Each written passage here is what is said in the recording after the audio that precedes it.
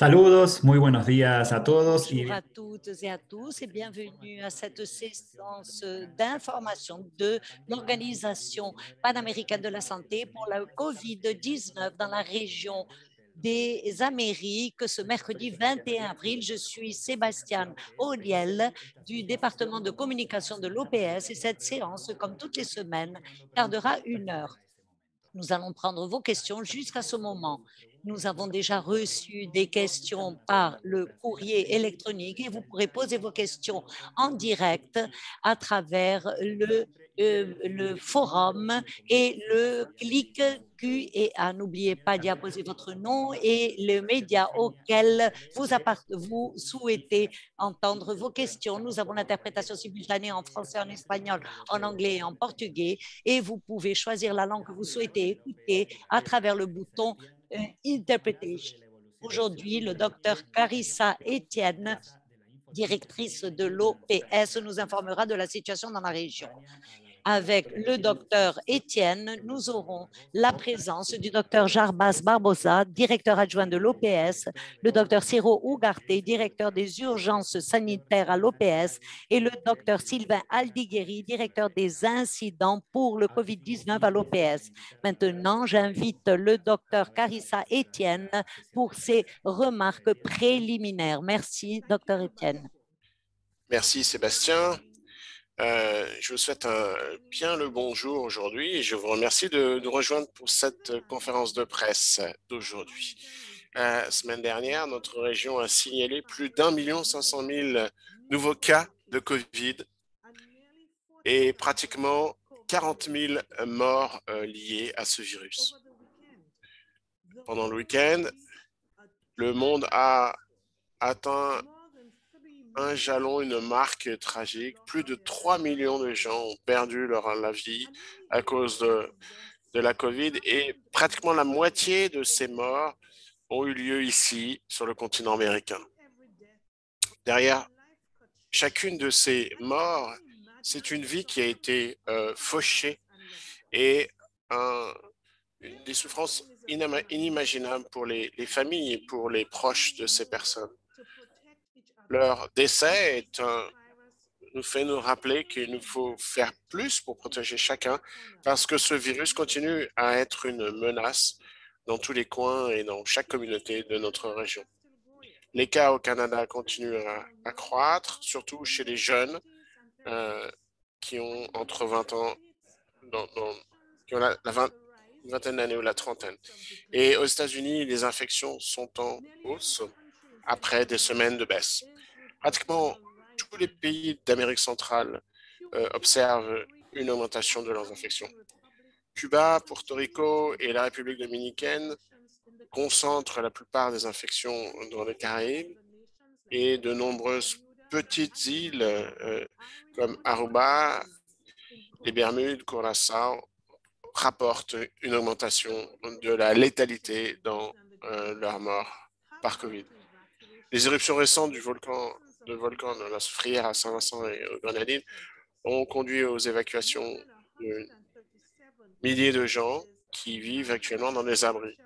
Plus de 137 cas de COVID ont été signalés dans ces abris jusqu'à présent et nous attendons à ce que les infections augmentent dans les semaines qui viennent. En Amérique du Sud, les cas accélère, le nombre de cas accélère en Colombie, au Venezuela, en Bolivie et en Uruguay. L'Argentine a observé également une croissance rapide de nouvelles infections et occupe maintenant la place numéro 3 dans le nombre de cas dans notre région. La bonne nouvelle, c'est qu'après avoir renforcé les mesures de santé publique, le Chili arrive à un plateau au niveau de ces cas et qu'après quelques mois assez difficiles, le Brésil enregistre une baisse de ces cas, y compris dans la région amazonienne. Mais le nombre de cas est quand même encore très élevé dans tout le pays, dans tout le Brésil, et certaines municipalités ont un peu relâché les restrictions. Donc, il est très probable que ces tendances à la hausse repartent à la hausse. Pendant plus d'un an, nous avons été inondés de nouvelles et d'informations sur ce virus. La plupart d'entre nous avons eu du mal à suivre Mais la science est un processus collaboratif et évolutif. Les chercheurs et les médecins dépendent des informations qui sont partagées pour apprendre les uns les autres et construire une connaissance collective qui va nous permettre de prévenir et de traiter ce virus. Donc, la transparence est un principe de base. C'est la raison pour laquelle l'OPS continue à organiser ces conférences de presse hebdomadaires pour partager les informations les plus récentes et répondre à vos questions. Mais toutes les sources d'information ne sont pas dignes de confiance et il existe des rumeurs insidieuses et des théories de la conspiration qui continuent à être diffusées et qui provoquent la peur et coûtent des vies. Aujourd'hui, la désinformation est une des menaces les plus importantes à la santé publique. Parce que ces informations non fiables se répandent rapidement. L'OPS collabore avec des entreprises technologiques comme Twitter, Google et Facebook pour attaquer ces fausses nouvelles et garantir que le public peut trouver des informations fiables de façon la plus facile possible. Nous avons tous un rôle à jouer pour arrêter ces rumeurs en ligne ou dans nos conversations. Quand nous lisons ou entendons quelque chose qui paraît bizarre ou improbable, ça l'est probablement d'ailleurs. Donc, avant de partager quelque chose, vérifions la source et confirmons que les informations sont vraies. C'est de la plus élémentaire des politesses. Si vous avez un doute, ne diffusez pas la nouvelle. La désinformation a des conséquences dramatiques quand elle conduit à hésiter à se faire vacciner. Pendant plusieurs centaines d'années, les vaccins ont sauvé des millions de vies et les ont protégés de maladies infectieuses et ont épargné des générations entières de maladies comme la rougeole, la polio et la variole. Aujourd'hui, les vaccins nous aident à contrôler cette pandémie. Tout vaccin ou médicament peut présenter des effets collatéraux, mais quand les régulateurs nationaux octroient une licence à un vaccin ou un médicament, ou quand l'OMS garantit la préqualification ou une autorisation d'un usage d'urgence, ils ont pesé les bénéfices et les risques. Et les vaccins qui sont livrés par le mécanisme COVAX ont été évalués de façon très sérieuse par les experts de l'OMS. Les bénéfices de ces vaccins dans la prévention d'infections, d'hospitalisation et des morts dépassent de loin le risque de ces effets indésirables. Donc, les rapports de ces effets indésirables, les décisions de certains organismes de régulation qui continuent à conduire des analyses montrent une chose, que notre système de surveillance, de veille fonctionne. Nous avons confiance dans ces systèmes de veille pour savoir comment ces médicaments et ces vaccins touchent les populations. Donc, nous devons comprendre que ces événements très rares que sont les effets secondaires et adapter nos stratégies quand cela est nécessaire. Il faut souligner que toute personne d'un groupe vulnérable qui hésite à se faire vacciner peut entrer dans les statistiques de façon assez triste et mourir de la COVID-19. Les vaccins sauvent des vies aujourd'hui même et contribuent à contrôler la transmission, vont contribuer à contrôler la transmission dans le futur proche quand nous aurons atteint un taux de vaccination suffisamment élevé. En Israël, les vaccins contre la COVID-19 aident à faire baisser le taux d'infection et les premières données au Chili et dans plusieurs villes brésiliennes montrent une réduction des hospitalisations chez les plus âgés grâce en partie aux vaccins contre la COVID. Ces vaccins ne fournissent pas une protection instantanée. Nos corps mettent le temps de construire cette immunité au virus. Et l'impact total n'est pas immédiat et ne le sera que quand plus d'entre nous seront protégés.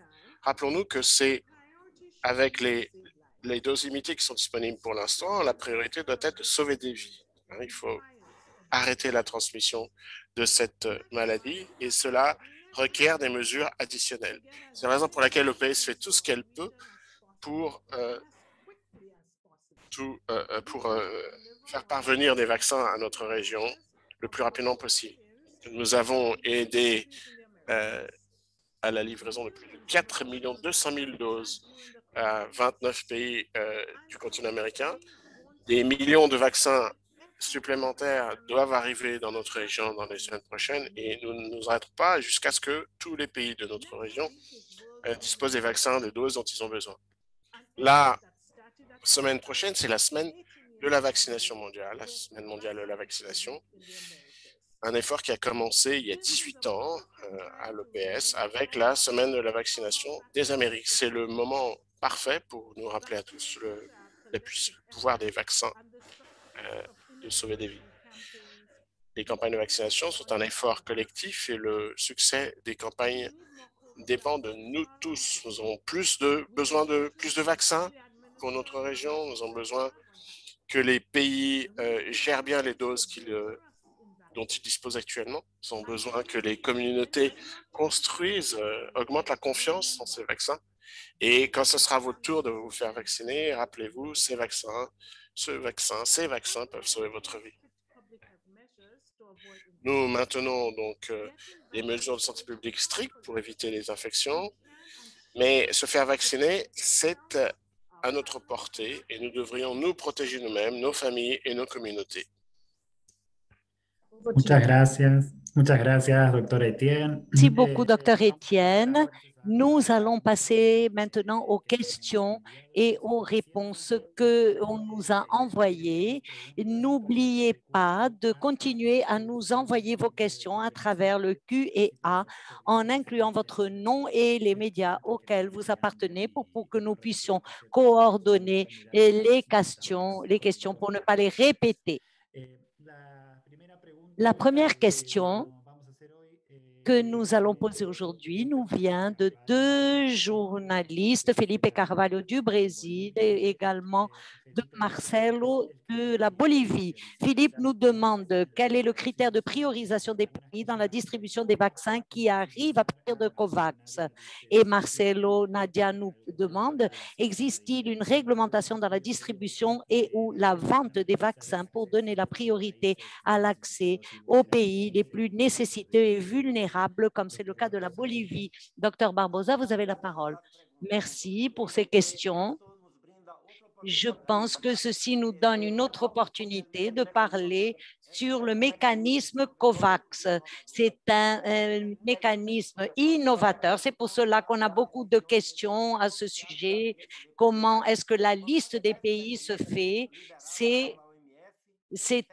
COVAX est un mécanisme qui a une gouvernance où les pays participent de notre région. La Colombie participe en représentant les pays qui nous viennent et des mécanismes également. À partir du début, on a établi en tant qu'objectif des mécanismes pour pouvoir atteindre, pour que tous les pays participants puissent recevoir tout au moins 20% des populations, pour que les pays puissent vacciner au moins 20% de leur population. À partir de là, il a été établi que la livraison aux pays devrait continuer par une liste des pays qui a été établie par un algorithme et qui fait une attribution aléatoire, c'est-à-dire en cherchant tous les pays du monde, les pays qui sont soutenus, aidés par ce mécanisme, et d'autres qui ont un autofinancement à une proportion balancée. Ce mécanisme a été approuvé par un comité indépendant d'attribution qui a été établi par des experts, et pour établir la liste des pays, il faut utiliser cet algorithme. Cette liste est construite à travers des recherches pour que d'une manière transparente, on puisse être sûr qu'il n'y a pas eu de préférence concernant les pays et les régions.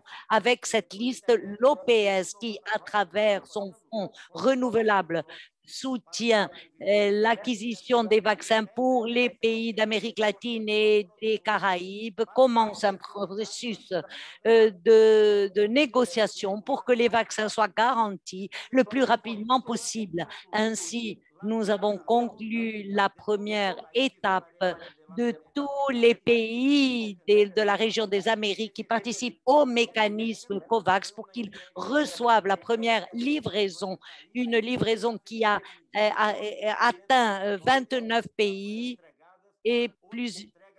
Aujourd'hui, nous allons remettre plus de 92 000 doses en Bolivie. Nous allons conclure 4 320 000 doses qui ont déjà été livrées et on le recommence à ce moment-là depuis le début de la liste. Par conséquent, les pays vont recevoir le deuxième déploiement et d'autres pays, nous travaillons avec d'autres producteurs pour que la dernière semaine du mois d'avril et début mai, ils puissent recevoir. L'OPS ne peut pas prendre des décisions concernant la priorisation de tel ou tel pays. C'est la décision qui a été prise par COVAX pour pouvoir fournir des vaccins aux pays qui participent. Concernant la Bolivie est un pays aidé. Le mécanisme COVAX a facilité que 10 pays de la région des Amériques puissent recevoir les vaccins sans devoir les payer.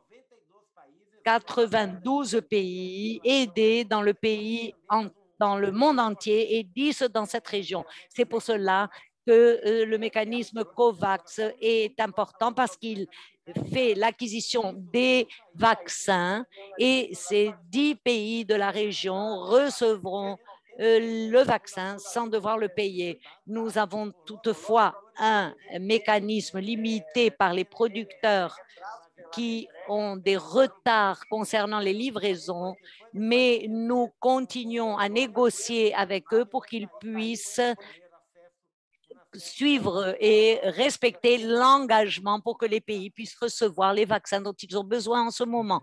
Merci. Merci beaucoup, docteur. Les questions suivantes nous viennent de Enrique Lasso de Deutsche Welle et de Melina Ochoa de Uno TV au Mexique. Nous avons d'autres questions sur le forum de Balades de Milenio sur la situation au Mexique. Donc, Enrique nous demande quelle est la situation actuelle de la pandémie au Mexique, comment avance la campagne de vaccination. Et Mélina nous demande, au Mexique, 10 des 32 États ne montrent plus de tendance à la baisse des infections par le COVID-19. Et elle demande, est-ce le début d'une troisième vague ou d'une reprise au Mexique? Et Blanca Balades pose une question semblable à celle de Melina Ochoa. Docteur Alighieri, merci Sébastien pour ces questions et merci à nos collègues du Mexique. Conformément aux données qui sont données par le canal de règlement international, nous sommes en train d'observer une reprise au Mexique qui est associée à la semaine saine et à la relâche des mesures de prévention. Certains États qui ont comme des États tels que Chihuahua, Quintana Roo et d'autres, présentent une stabilisation ou une augmentation de cas. Il est important de dire que le taux d'incidence continue à être élevé, comme par exemple dans la ville de Mexico, avec plus de 70 cas par 100 000 habitants. Le chiffre moyen de nouveaux cas quotidien est autour de 4 500 cas à niveau national. Et dans cet ensemble d'informations et dans ce contexte, on ne peut pas baisser la garde si l'on veut éviter une augmentation importante de cas pour les prochaines semaines. En outre, nous continuons, et avec le soutien de l'Organisation panaméricaine de la santé, nous continuons une surveillance très importante pour la circulation des variants du virus SARS-CoV-2. Ce sont des variants qui nous préoccupent énormément. Concernant une des premières questions sur la campagne de vaccination, l'information que les autorités de santé nous ont fournies, c'est que 14,5 millions de doses ont déjà été appliquées en priorisant le personnel soignant et le groupe, la tranche d'âge qui ont plus de 60 ans. Et nous savons que la première semaine de mai, il y aura des activités de vaccination qui seront prises pour le groupe de 50 à 55 ans.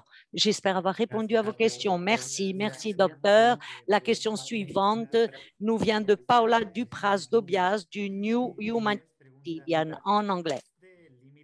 Est-ce que l'accès limité aux services de santé publique en Amérique centrale est un facteur qui a contribué à la migration au départ de notre région? Et est-ce que vous êtes inquiet de la diffusion de la COVID-19 dans la population des migrants qui vont aux États-Unis en considérant l'augmentation des chiffres depuis le début de l'année, si on compare aux années récentes? Bien sûr, merci Paola pour cette question, pour qu'elle s'applique à plusieurs pays et au contexte des migrations. Les migrants vont quitter leur lieu de résidence pour plusieurs raisons, mais surtout pour des raisons socio-économiques et politiques. Les conflits qu'il y a dans ces pays ont créé des situations d'accès aux services rendus difficiles, les conditions d'accès aux services de santé publique. Et c'est un des motifs de sortie, de départ des migrants dans notre région. À ce sujet, quand on voit le manque d'accès aux soins primaires pendant les flambées épidémiques ou pour les services d'urgence ou quand il y a des désastres naturels, les gens qui veulent émigrer dans des pays où il y a un meilleur accès aux services de santé. Mais pendant la pandémie de la COVID-2019, à cause de la transmission dans de nombreux pays, il y a des inquiétudes quant au que les touristes et les migrants et les voyageurs vont empirer les conditions de la pandémie. Donc, en fait, la période a connu une réduction des migrants parce que les pays se sont fermés. Et la situation est telle que beaucoup d'entre eux sont isolés et perdus dans des situations où ils ne peuvent plus partir. Et donc, à ce sujet, il y a une situation complexe pour des millions de gens qui ne peuvent pas quitter l'endroit où leurs conditions de vie sont difficiles. Et sur ce même sujet, quand les migrants commencent leur périple, en plus de tous les défis qu'ils ont rencontrés, il y a des restrictions de voyage. Donc, les conditions de leur périple sont... ces périples deviennent de plus en plus risqués. Ils peuvent courir une probabilité plus grande d'attraper des maladies, dont la COVID-19, mais aussi quand ils arrivent à destination. Donc, c'est un lieu d'arrêt temporaire, de séjour temporaire ou pour leur destin final où ils n'ont pas forcément accès aux soins primaires. Et cela peut augmenter le risque de ces migrants. En même temps, si les pays de destination ne se rendent pas compte de ces problèmes,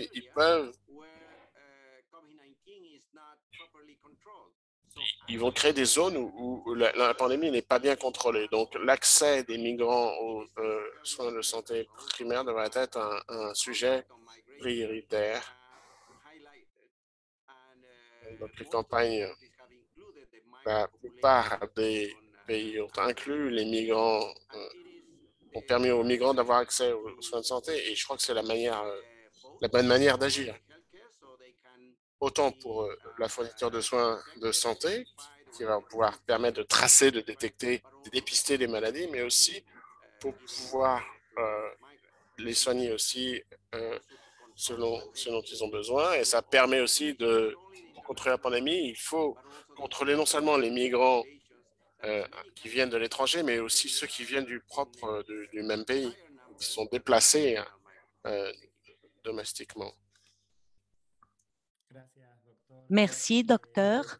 J'aimerais maintenant passer à Jair Sonbourrier de Entidad aux États-Unis. Jason, si nous écoutes, je te passe la parole. Le Wall Street Journal a parlé des faux vaccins Pfizer qui auraient été vendus au Mexique. Et est-ce que de ce type de problème, vous voyez dans la région de ce faux vaccin ou dans d'autres endroits que le Mexique où les vaccins ont été falsifiés et ils sont vendus sur le marché? Merci. Jason, Dr Barbosa, est-ce que vous pourriez répondre? Merci, Jason, pour cette question. Oui, nous avons reçu des informations de la part du Mexique, de la part de l'Argentine et du Brésil, selon lesquelles des vaccins sont proposés sur les réseaux sociaux, sur le marché informel, proposant des vaccins qui sont falsifiés. Il ne s'agit pas de véritables vaccins, ou il s'agit de doses aussi, peut s'agir de doses volées dont on ne peut pas garantir qu'elles ont été bien stockées. Donc, c'est clairement un problème, pas seulement pour les autorités de santé, mais également pour la police qui doit identifier, lutter contre ces activités clandestines et pour faire passer un message très clair que tout le monde est inquiet par le vaccin. L'accès est limité, ce vaccin, mais il faut garantir que les groupes prioritaires reçoivent leur vaccin pour que leur vie soit protégée. Et on ne peut faire confiance qu'aux vaccins qui sont fournis par les autorités de santé. Parce que il est garanti que ces vaccins sont sûrs, efficaces et qu'à la fois,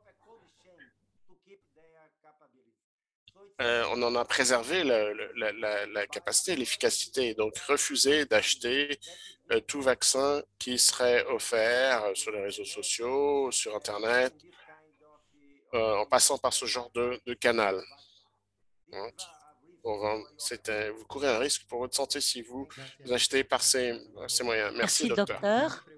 La question suivante nous vient de Jenny Caballero du Panama qui nous demande si les 3e et 4e vagues sont-elles imminentes dans la région. Docteur Alighieri, s'il vous plaît.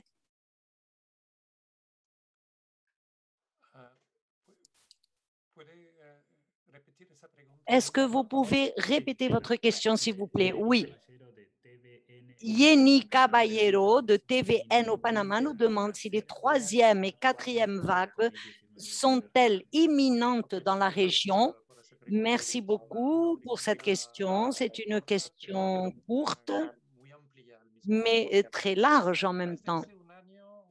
Il y a un an déjà que nous utilisons le terme mosaïque en termes épidémiologiques lorsque nous nous référons à la région Amérique.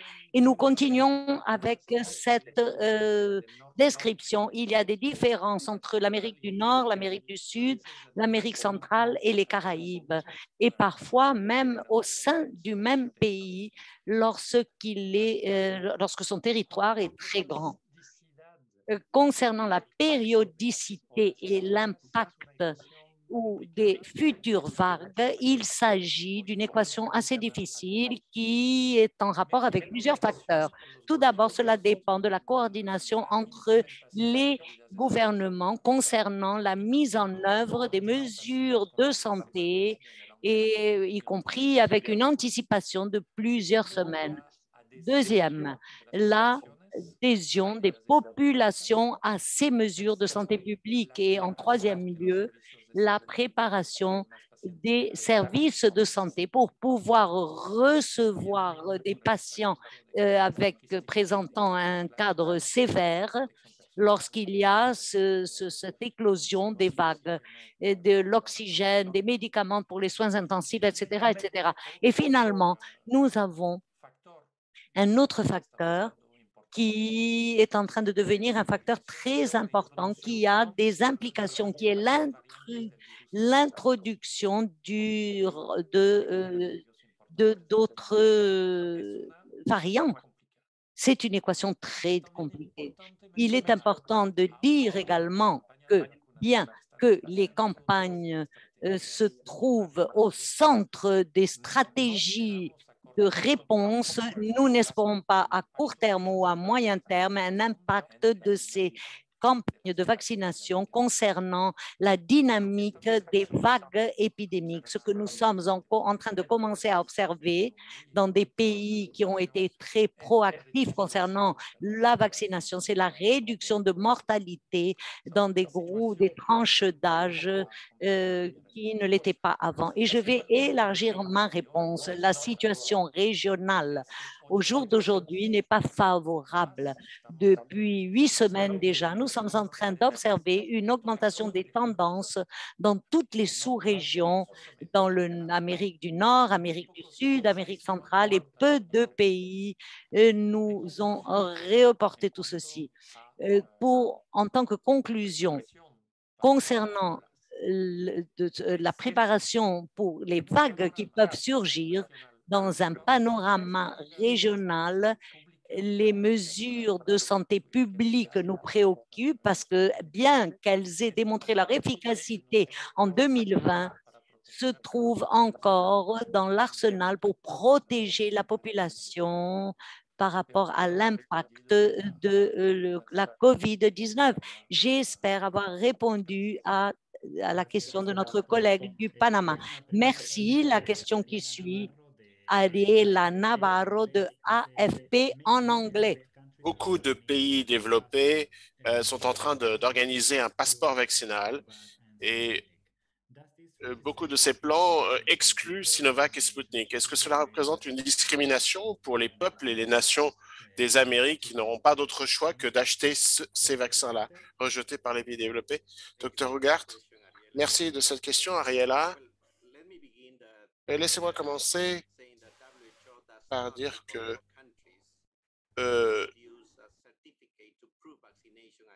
il y a des pays qui pensent à introduire un passeport vaccinal pour pouvoir entrer ou sortir du pays ou embarquer dans un avion ou sur un bateau, dans un navire de croisière. Les recommandations du directeur général de l'OMS du 15 janvier qui ont été mises à jour cette semaine, les exigences, la politique de l'OMS est la même, ne pas exiger de passeport vaccinal. C'est aussi en phase avec les dispositions des réglementations internationales. Si on part des preuves, ceux qui ont eu accès au vaccin, si le vaccin est largement disponible dans la plupart des pays, la recommandation pourrait changer, mais toute future recommandation sur le recours à un certificat avec une preuve de vaccination contre la COVID-19 pour les voyageurs internationaux devront prendre en compte les vaccins qui figurent sur la liste d'usage d'urgence de l'OMS.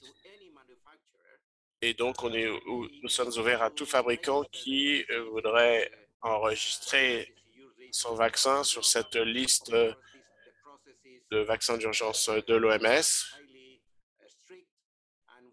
Bien sûr, ces conditions d'acceptation par l'OMS sont très strictes et dépendent d'un examen très sévère des conditions de l'efficacité de la sûreté de ce vaccin. Donc, ça s'applique au vaccin que vous avez cité. Donc, la validité ou la reconnaissance d'une vaccination est liée à les vaccins de l'OMS. Vous avez mentionné les discriminations. Dans le contexte actuel, un passeport vaccinal en soi peut contribuer à augmenter ces discriminations pour les gens et les populations du continent américain.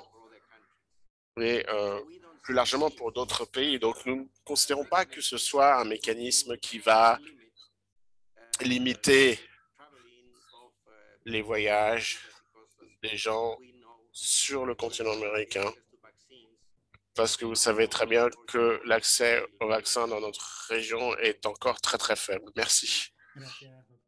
Merci, docteur. La question suivante nous vient de Bennett Roth de Montserrat Reporter en anglais. Est-il correct de dire que le vaccin contre la COVID-19 n'empêche pas d'attraper ou de transmettre le virus? C'est une question de Bennett Roach de Montserrat Reporter. Merci Bennett de cette question.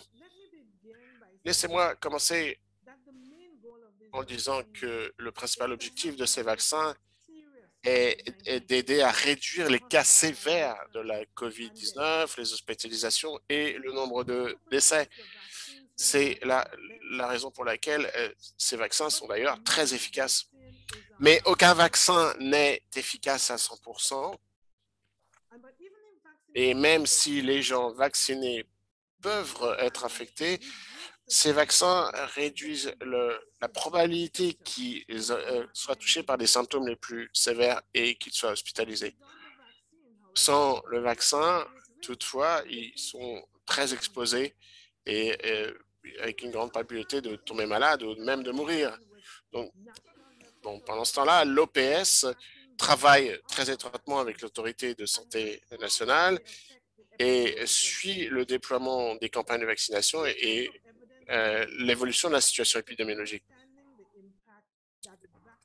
Cette preuve est clé pour comprendre l'impact de la vaccination contre le rôle de la vaccination contre la transmission. Donc, les preuves scientifiques sont encore limitées, mais nous pensons qu'il y aura un impact quand il y aura un taux de vaccination suffisant de la population. Mais nous n'en sommes pas là. La plupart des vaccins n'ont vacciné qu'un petit pourcentage de leur population et la transmission est encore très active. C'est l'une des raisons pour lesquelles même les gens qui sont vaccinés doivent continuer à suivre les mesures de protection que nous recommandons.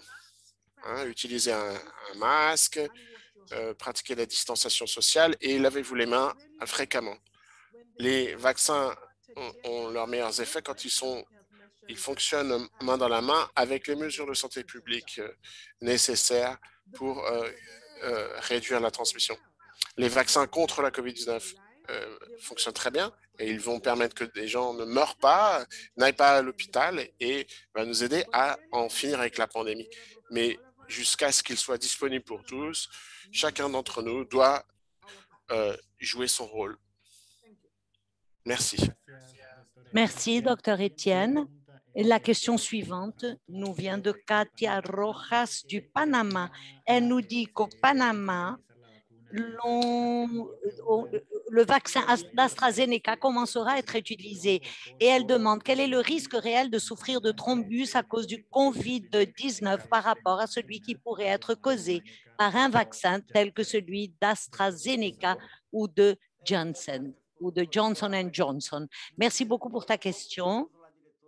Comme la directrice vient de l'a dit lors de sa première intervention, les vaccins passent par un processus d'approbation auprès des autorités de réglementation où l'on évalue la sécurité du vaccin, les bénéfices, les risques, etc. Et tout cela fait partie d'un processus non seulement pour les vaccins contre le COVID-19, mais ceci est un processus qui vaut pour tous les vaccins et tous les médicaments. Lorsqu'il y a quelque chose un événement, par exemple, de thromboembolisme, causé par le vaccin Janssen. Ceci doit être évalué et nous y sommes. Ce sont des événements très rares et nous sommes avec le Royaume-Uni qui a vraiment eu très peu de cas. Si nous le comparons aux dommages causés par le COVID-19. Il y a une publication qui est un méta-analyse avec énormément d'études qui ont été publiées dans des revues internationales qui disent que les événements de les cas de thromboembolisme et représentent par contre, ce qui est moins fréquent que des cas ou des accidents causés par le COVID-19, ce qui veut dire que pour le COVID, 31 sur 100, alors que thromboembolisme, si nous comparons cela avec, et en tenant compte des 250 000 doses, nous voyons que les bénéfices sont bien supérieurs aux possibles accidents. C'est pour cela que l'on demande qu'on continue avec le vaccin, mais qu'on continue avec les études pour savoir quel serait le lien qui existe entre le vaccin et entre ces cas qui sont très rares, extrêmement rares, et faire ces recommandations aux professionnels soignants.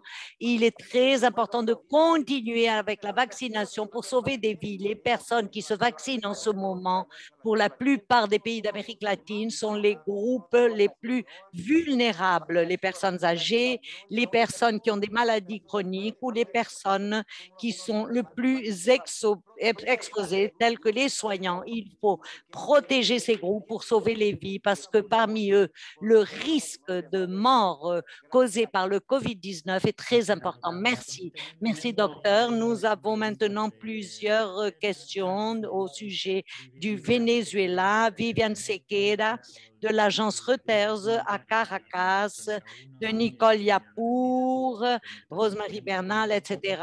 Donc, la première question est pourquoi Nicole Yapour également. Si pouvez-vous, tout d'abord la première question, pouvez-vous confirmer le deuxième paiement du Venezuela au système COVAX? Quel était le montant et quand et quels vaccins arriveront au Venezuela? Docteur Ugarte, pouvez-vous répondre à cette question? Je pense que oui. Le premier paiement a été confirmé. Concernant le deuxième paiement, nous savons que c'est en train d'être fait et que Venezuela serait en train d'effectuer le paiement et nous espérons tous que ce paiement soit réalisé le plus rapidement possible à cause des délais et de tout ce que le système financier nous demande. Et après avoir fait compléter ce deuxième paiement, l'accord avec COVAX serait complété pour que les vaccins à travers le mécanisme COVAX de 5,7 millions pour la population du Venezuela ait lieu. Ce processus, nous continuons les démarches et le dialogue concernant également pour savoir quel serait le vaccin disponible pour le Venezuela. Par conséquent, ceci dépend de chacun des pays.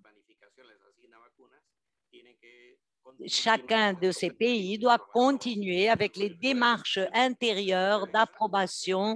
Le Venezuela a changé la modalité d'acquisition de vaccins à travers le mécanisme COVAX et il a maintenant une modalité où il doit décider si oui ou non et annoncer quel est le vaccin qu'il souhaiterait recevoir. Pour cela, on demande un paiement à l'avance et le deuxième paiement qui est en cours d'être complété. Merci. Merci, docteur. Et une deuxième partie qui l'on demande, qui est liée avec le renforcement de la chaîne de froid et combien de temps a un vaccin, combien de vie utile a un vaccin une fois qu'il est congelé. Docteur Barbosa, vous pouvez peut-être répondre. Ceci est différent, cette durée de conservation moyenne d'un vaccin COVID, une fois qu'il est décongelé. Ce qui se passe avec ces vaccins, c'est que les producteurs vont produire des tests de stabilité, 3 mois, 6 mois, 9 mois, 1 an, 2 ans. Ceci et ainsi pour faire un suivi continuel. Les vaccins que nous sommes en train de remettre aujourd'hui pour le COVID-19 ont tout un temps de conservation court parce que ces vaccins, s'ils sont utilisés pendant des campagnes, et aucun pays ne veut garder ces vaccins. Les études sur la stabilité du vaccin sont très récentes. Nous n'avons pas encore de vaccins qui ont été produits il y a un an pour confirmer qu'elles sont prêtes à l'utilisation. Par conséquent, il est important de demander et de voir quelles sont les recommandations qui se font concernant chaque vaccin et la date jusqu'à laquelle ce vaccin peut être utilisé. Et lorsqu'il y a une mise à jour, par exemple, le vaccin a été libéré pour 6 mois et maintenant on a des informations pour savoir quels sont les lots qui peuvent accroître et augmenter cette vie utile, cette durée en 3 mois. Donc, nous sommes en contact avec les autorités réglementaires des pays, avec le ministère de la Santé pour pouvoir transmettre ces mises à jour que les producteurs nous transmettent conformément aux études standards que tous font pour le vaccin contre le COVID, mais aussi pour tous les autres vaccins utilisés dans le monde. Merci. Merci, docteur. La question suivante nous vient de M. Bernal de la Prensa Latina, Rosemary Bernal, et elle nous dit, plus d'un an après le début de la pandémie de COVID-19, qui ont été le plus touchés dans la région des Amériques? Docteur Alighieri. Merci, Rosemary, pour ta question. Peut-être je vais me concentrer davantage sur les groupes, les tranches d'âge pour cette question. À partir de la détection des premiers cas dans la région jusqu'au 20 avril, on a notifié 60 millions de cas accumulés et presque 1,5 million de décès. Pendant le premier trimestre de 2021, ont été notifiés plus de 20 millions de cas, y compris presque un demi-million de décès dans la région des Amériques. L'Amérique du Nord, ce qui comprend le Canada, et les États-Unis et le Mexique, représente 59% de ces cas et des décès également. L'Amérique centrale, les Caraïbes et l'Amérique du Sud, l'Amérique du Sud représente 39% de ces cas. Concernant les cas qui nous ont été reportés, ceux qui ont entre 20 et 39 ans sont ceux qui ont été le plus infectés. Et 59 ans, je crois. 52% de tous les cas reportés, 72% entre 20 et 59 ans. Et dans cet ensemble d'adultes de moins de 60 ans, le groupe le plus touché a été le groupe de 30 à 39 ans. Concernant les décès et les morts dans les régions, la plupart des personnes décédées ont été reportées chez des personnes de plus de 60 ans, qui représentent 78% des décès. Et de tout cet ensemble des plus de 60 ans, le groupe le plus touché a été le groupe des personnes ayant plus de 70 ans, qui représente 54% des décès. Mais il est important de prendre en compte des tendances qui, dans les Amériques, à partir des premières semaines de 2021, l'on a pu observer une augmentation de cas d'hospitalisation et de décès chez des populations jeunes et chez des adultes dans plusieurs pays. Et l'on a pu observer une augmentation importante des cas chez les populations jeunes et chez les adultes en Argentine, au Brésil, au Canada, au Chili et aux États-Unis. J'espère avoir répondu à ta question, à la question de notre collègue Rose Mérise Bernal de l'agence de Noticias Prensa Latina. Maintenant, notre prochaine question de Uriel Velázquez de Despacho 505 du Nicaragua et plusieurs journalistes, parmi eux Amanda Palis du Suriname et au Mexique également, des questions sur les dates d'arrivée des deuxièmes lots de vaccins à travers le mécanisme COVAX. Quand est-ce que l'on espère que ces deuxièmes lots de vaccins pourraient arriver? Docteur Barbosa, s'il vous plaît. Merci pour cette question. Je pense que tous veulent savoir la date. Comme je l'ai dit au début et je le répète maintenant pour mettre l'accent sur cela, nous avons conclu le premier tour de déploiement dans la région et nous sommes passés au deuxième tour. Plusieurs pays ont déjà reçu le deuxième déploiement, l'Argentine et le El Salvador. Nous continuons à travailler auprès des producteurs. Nous continuons avec notre liste. Nos attentes, c'est de commencer. Nous avons déjà commencé le deuxième tour de distribution et continuons avec le deuxième tour des déploiements pour conclure ceci jusqu'au début mai. Et d'avoir le deuxième tour jusqu'à la fin mai. Ainsi, tous les pays de la région recevront environ 2,2% de la population des vaccins. Voici l'estimation de COVAX. Mais il est important de dire qu'en ce moment, un producteur important qui fournit des vaccins à COVAX, l'Institut d'Inde qui produit le vaccin AstraZeneca, a stoppé son exportation.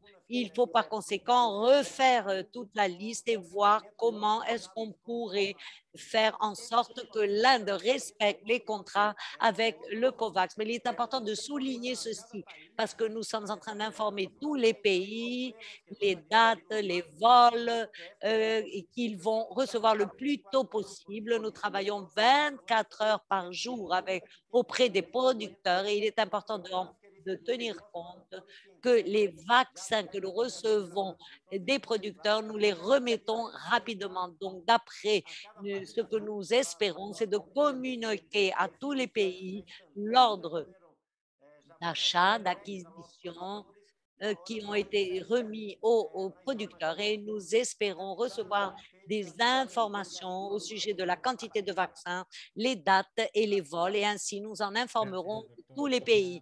Merci, docteur. La prochaine question nous est posée par Kaylin Romero du journal confidentiel du Nicaragua. Elle dit, le gouvernement du Nicaragua a-t-il conclu un accord avec l'OPS pour partager des informations détaillées sur le nombre de personnes vaccinées? Et dans l'affirmative, y a-t-il un engagement à partager les données sur tous les vaccins administrés ou seulement se donner par le biais du mécanisme COVAX? Docteur Ugarte, merci pour cette question. Il n'y a pas un accord spécifique pour partager des informations détaillées au sujet de la quantité de vaccinés, etc. Mais néanmoins, nous avons demandé à tous les pays qu'ils partagent les informations tous les jeudis et on leur a donné un tableau standard, un tableau Excel pour qu'ils puissent partager les données. Donc, seulement les données des vaccins approuvés par l'OMS sont remplies, sont montrées dans la page web de l'OPS. Notre représentation et des fonctionnaires du niveau central ont parlé avec les autorités du Nicaragua et nous pensons que les informations au sujet de l'application des vaccins à travers COVAX feront partie de ces informations. Nous devons tenir compte que les informations au sujet de la population vaccinée, les âges, les groupes prioritaires, le calendrier vaccinal va au-delà des accords que les pays puissent avoir avec l'OPS et avec n'importe quel autre organisme. Ce sont des informations qui doivent être transparentes et il s'agit d'un mécanisme que la population du pays a besoin, non seulement pour planifier son calendrier de vaccination, mais pour augmenter la transparence et la confiance concernant le processus de vaccination et pour pouvoir continuer à mettre en œuvre des mesures de distanciation physique, de l'utilisation de masques, de lavage de mains, etc., dont nous avons besoin de continuer à mettre en place et mettre en œuvre pendant plusieurs mois. Il est important que ces informations au sujet de la vaccination nous rappellent que nous devons continuer à nous protéger et à nous protéger, nous, à notre famille et à nos communautés. Merci. Merci beaucoup, docteur. Nous arrivons à la fin de cette séance d'aujourd'hui. La question suivante nous vient de Mathias de Question de Medscape Mathias en espagnol Medscape. et il nous demande certaines personnes disposant de moyens financiers choisissent de se rendre aux États-Unis pour se faire vacciner, arguant ainsi que cela décharge leur pays de la responsabilité de les vacciner. Il demande, y a-t-il une objection éthique à cela? Docteur Étienne. Merci Mathias pour cette question. Pour cette question. Je vais répondre en anglais toutefois. Et je vais être tout à fait clair. Le principal problème éthique dans notre région et dans le reste du monde actuellement, c'est que l'accès au vaccin est pas du tout juste. Tous les gens devraient pouvoir avoir accès au vaccin contre la COVID-19, peu importe où les personnes habitent. Les vaccins devraient être, sont des outils qui sauvent des vies, devraient être disponibles pour tout le monde, partout. La réalité, bien sûr, est bien plus complexe. Et devant les stocks réduits de vaccins, nous avons demandé instamment au pays de donner la priorité à leurs travailleurs de santé, à ceux qui sont le plus à même de tomber malades. Il y a beaucoup de défis éthiques qui sont liés à cette vaccination. L'OPS a un programme de bioéthique qui aide les pays à prendre des décisions éthiques dans leur programme de décision de santé publique. Nous recommandons fortement aux pays que les décisions d'accès au vaccin soient prises sur des critères de santé publique. La santé, la richesse de quelqu'un, sa position dans la sociale ou sa possibilité de voyager ne devrait pas entrer en ligne de compte pour l'accès au vaccin. Mais nous ne pouvons pas lutter contre les inégalités de façon individuelle. Il nous faut trouver des solutions collectives fondées sur la solidarité, ce qui nous permettra d'apporter les vaccins dans tous les coins de notre région du continent américain. C'est la raison pour laquelle les efforts qui sont réalisés sous la baguette de l'OMS pour renforcer le mécanisme COVAX va permettre un accès équitable aux vaccins. Et ce sont des efforts qui sont urgents. Ce principe d'égalité signifie qu'il faut donner la priorité à ceux qui en ont plus besoin en Amérique latine et dans les Caraïbes et qui sont celles qui en ont plus besoin. C'est la raison pour laquelle nous défendons que cette région soit désignée comme prioritaire pour la distribution des vaccins. Et nous appelons tous les pays qui disposent d'excédents de vaccins de faire des donations aux pays qui en ont le plus besoin. Surtout les pays d'Amérique latine et des Caraïbes qui portent le plus lourd fardeau de la maladie. Il s'agit d'une épidémie mondiale et comme on l'avait dit maintes fois, personne ne sera à l'abri jusqu'à ce que tout le monde soit à l'abri. Merci d'avoir participé à cette conférence de presse et je vous dis au revoir. Merci beaucoup, docteur Étienne. Maintenant, nous arrivons à la fin de notre séance d'aujourd'hui. Rappelez-vous que vous trouvez plus d'informations sur la page de l'OPS et vous pouvez continuer en contact avec nous sur notre courrier électronique. Merci pour avoir été avec nous et nous nous retrouverons la semaine prochaine.